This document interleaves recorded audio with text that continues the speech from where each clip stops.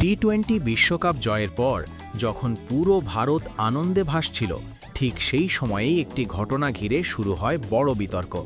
আর সেই বিতর্কে কেন্দ্রে উঠে আসেন ভারতের তারকা অলরাউন্ডার হার্দিক পান্ডিয়া।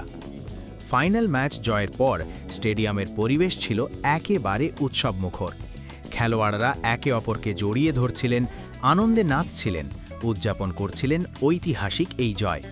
সেই আনন্দঘন মুহূর্তে হার্দিক পান্ডিয়াও সতীর্থদের সঙ্গে উদযাপনে মেতে ওঠেন।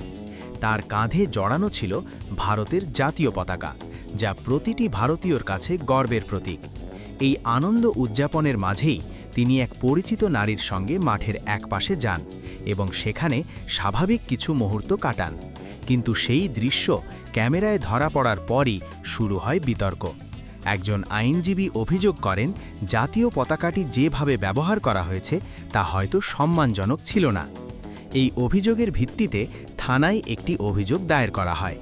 অভিযোগকারী আইনজীবীর মতে, prevention of insults to national honour act 1971 অনুযায়ী জাতীয় পতাকার মর্যাদা রক্ষা করা প্রত্যেক নাগরিকের দায়িত্ব।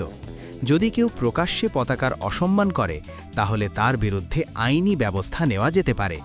এই আইনে সর্বোচ্চ 3 বছর পর্যন্ত জেল, জরিমানা অথবা উভয় শাস্তির বিধান রয়েছে। তবে বিষয়টি নিয়ে সবার মত এক নয়। অনেকেই মনে করছেন এটি ছিল শুধুমাত্র জয়ের আনন্দের একটি মুহূর্ত এবং এখানে ইচ্ছাকৃতভাবে কোনো অসম্মান করা হয়নি। বড় একটি ম্যাচ জয়ের পর আবেগে ভেসে যাওয়া খুবই স্বাভাবিক, এমনটাই বলছেন অনেক সমর্থক।